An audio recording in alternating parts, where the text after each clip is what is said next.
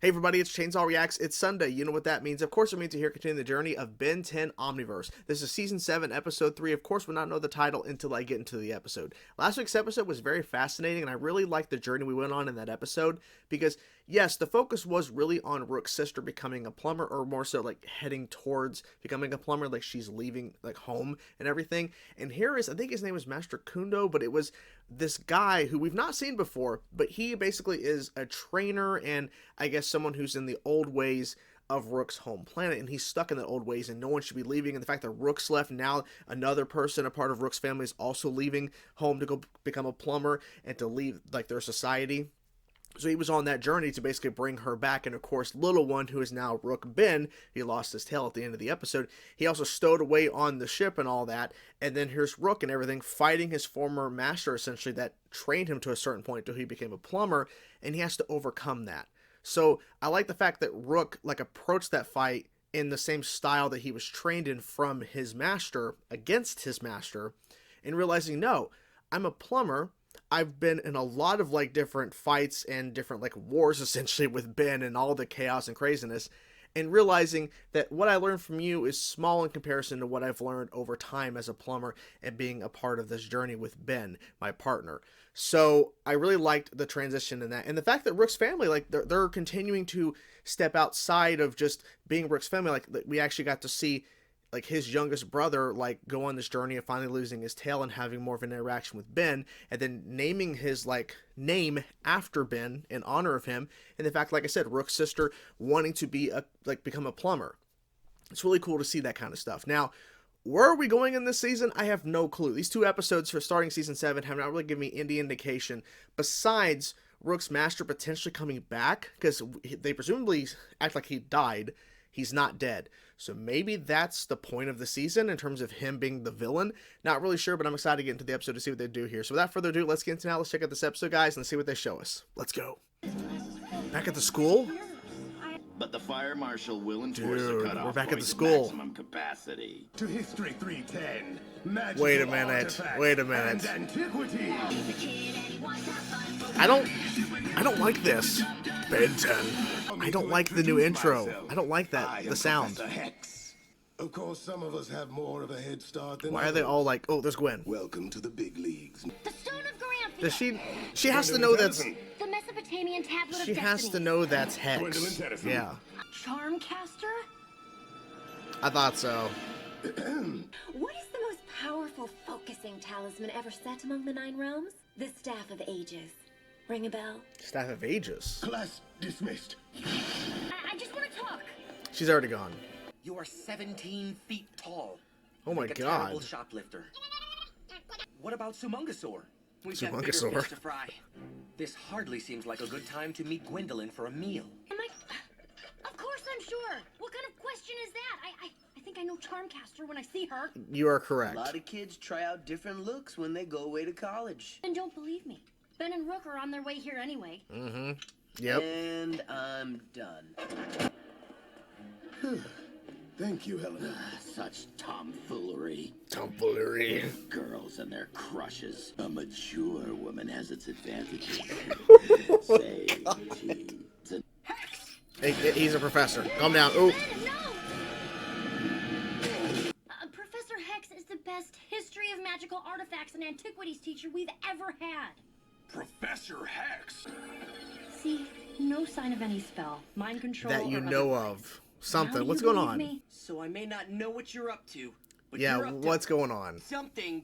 Admit it. I had to donate my entire collection of rare books to the university to even be considered for this job. Excellent job in class today, Gwendolyn. As always. I hadn't seen or heard from my wayward niece in a very long time before today. Ace is both unstable and very dangerous. I think he knows that. Unstable? In what way? You think I should try to kill Ben and Rook? Even after they helped me get my rune back? She was a few amber ogia bushels short of a properly sized harvest. But he's gotta be evil. Just look at him. I mean, something might be up. I I am don't know. not aware of any earthly laws against having a skull for a face. If you need us, Rook and I will be at the garage. Oh, What happened to not bothering okay. to work on your car while Ben was in town? New plan. so it's a Ben and Gwen story until they come back, presumably. That was unwise, showing up Yep. like that. They could have caught you. It couldn't be helped. He'll help us. He knows we've been wronged, and he owes us. See, she's doing it right in front of him. Puberty. I know I'm not well, Uncle Hex. I just thought you're the only family I have left. Oh shit. You fell for it. I don't know what you want, but you will not. Well, get it. it's not good. I won't let you. Where is it, Uncle? Where did you hide the Staff of Ages? So he hid it somewhere. Okay. Give it to me, Uncle. Yep. Give it up. Build a life here with me. We can be a family again. Neither. Oh shit. And she's gone. Everything's legit. Remember when I won the Tatanite wheels from Warlord Gar? The one substance in the universe hard enough to cut Tatanite. And since pure Tatanite is worth a fortune, you mean to modify your own car to be practically indestructible by Ben or his aliens? It is a monumental task. Perhaps Yeah, replace the altogether car to make it impossible. indestructible. That mean you're out? No. A B plus. Damn. That is evil. A protection spell. Maddeningly like my worthless uncle. Here goes nothing.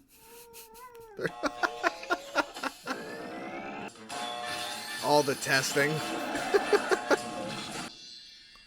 Dang. All right. I've been looking all over to share that. It's Charmcaster. Helena, I'm. Holy crap. You've not seen Professor Hex around. Oh, right by there. chance. We two had an engagement. Good choice for aliens. Oh, Really? You're the walking eyeball monster and Professor Hex didn't show up. well, because he got turned into something. Maybe he just has the flu. Oh, Hex, darling. You. Canvas just keeps getting weirder and weirder. Are we sure this scratch was not Why are they present doing it before? there?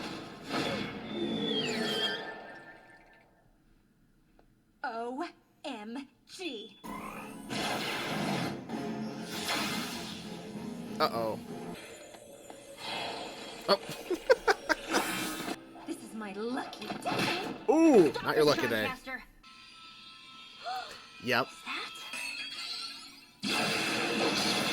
Damn. We'll see about that.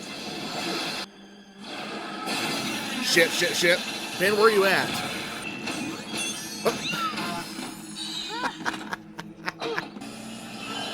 Oh my god. You're outside the library now. Self-patent impact resistance. And Perry electrical insulation. It's something's gonna happen. Fireproof. Yes! We did it, buddy. There's no way They're Ben doing this or while she's anyone in the fighting. galaxy- Shield of the Seraphim! Damn, this is a pretty good fight.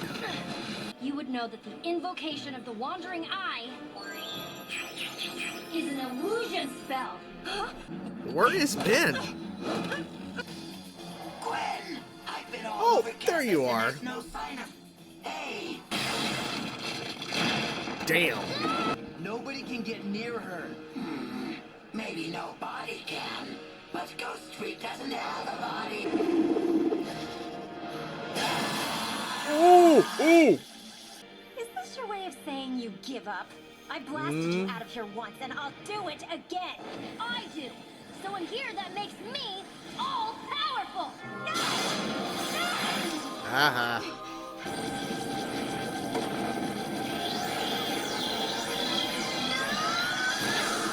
Dude.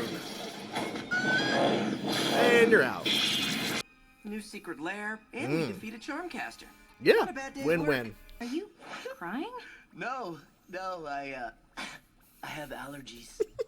He's crying. Look on the bright side. Okay, so before we get to the actual episode itself, I'm not a fan of the new show intro, like the sound of it. Like, I'm just not a fan. I'm not sure why they changed it. It's kind of frustrating, honestly, but whatever. Anyways, the most important thing is, was this episode good? And yes, it was. It was great. This was a really good episode. I like the twist in terms of, like, the reveal that Hex is truly, like, a good-ish guy. I say ish. he's been a villain pretty much the whole entire run of the show. He has been. So in order for him to get this job at the university, of course, that Gwen goes to, he had to basically sell or basically donate. He more said like donate his whole entire collection of books and everything to be considered for the job, to even be considered, right? He had to do all this to prove that he is on the up and up, if you will. And he references the fact that his face, like in terms of like the tattoos and the look of it, is like, you know, make sure you think about that, kids, because that does limit your career path. It does limit your career options. Funny little thing to kind of break the fourth wall, quote unquote, with that line. Now, I thought the Charmcaster and Gwen fight, more so as, you know, Gwen is Lucky Girl versus Charmcaster in the third act, was phenomenal. It's one of the best fights that I've seen in Omniverse, and honestly, it probably might be one of the best fight scenes I've seen in the entirety of the show, like in terms of the 4 shows of this continuity. Of course, Classic, Alien Force, Ultimate Alien, Omniverse. I think this might be one of the best ones. I just love the visuals of it and how many different abilities and magic, you know, they were using and all that. I thought it was really well executed, and I thought it was like really well done. And the fact that they were breaking it up throughout the fight, where for some reason we go from Rook and Kevin working on the car trying to make it indestructible in his kind of like garage, if you will, to now they're actually right outside, actually within the freaking like university like area for some reason. And the one thing they didn't think of was magic, and now of course the car's gone again. but they made it indestructible to everything else except for magic. But it was really well done in terms of that fight and just that whole entire sequence, and just the way they handled the stories here in terms of the main plot, of course, being Charmcaster, who reveals herself in that class at the very beginning of the episode, talking directly to her uncle Hex and asking about the staff of Aegis or whatever, but we're going to call it the staff. She wants the staff. That's what she wants. And unfortunately, she has to think of a way to get into his like library, his kind of lair, if you will, with all of his stuff, essentially that he donated, because there's so much protection spells, everything. Like, she can't do anything, and she can't even get in there while, like, unless he's in there. And then if she goes in while he's in there, which happened before, we saw earlier in the episode, it didn't go well for her because he's basically protected by anything, so he cannot be harmed in his like little area, his secret room, if you will, but more so just where all of his stuff is. So she pretends to be that one creepy older woman on the university campus, which the way they handle that character, it works so well. Like you need an older woman, you know, you need brains and not youth and all that. I was like, and Hex is like, oh, just it really works in terms of how they handled that, the uncomfortableness, the weirdness. But she tricks Hex into thinking that that's that woman, and it's actually Charmcaster, turning him into a totem, essentially holding on to him. Of course, she's talking in the bag the whole episode, talking to the bag. We know who's really in there, but still, it's just a funny visual of how Ben reveals like she's talking to the bag and everything, and Hex is like, what are you talking about? Like, what do you mean that she's unstable? It's like, because she's talking to a bag. She looks crazy doing it. But yeah, so again, like I said, the third act fight between Charmcaster and Lucky Girl was freaking awesome. And I also like to, they're calling her Gwendolyn, and she prefers Gwendolyn. And then Charmcaster was like, Gwen, or is it Gwen? And like, you call me Lucky Girl, and then like threw her back and slammed her. That was pretty awesome. It was a cool little moment there. And now Gwendolyn, I'm gonna sit with Gwen, let's be honest. It's Gwen. I get it. She's older now, she's supposed to be called Gwendolyn. I get it, but she now has her own lair. Unfortunately, Hex was, he's now gone, as well as Charmcaster, so I don't know if we're ever going to see them again, because we are getting closer and closer to wrapping up the entirety of Omniverse and this continuity of these shows. But now Gwen has her own spot. Now, people have been saying, and I wonder if it was actually because of this episode as well, that they have been stating that there were plans, or at least there was discussions and conversations about a Gwen spinoff show that would have taken place around this time period or after Omniverse was done. And like, she now has her own lair, and she's being Lucky Girl quite a bit, you know, from what we've seen within Omniverse here. So if it truly was in discussion, and I really haven't looked into it further to get any clarification because I don't want to see potential spoilers, but this definitely felt like they were setting up more so something here, because Gwen fighting Charmcaster was visually spectacular. It was freaking awesome, and now she has her own kind of like space, right? And she has the control of the staff.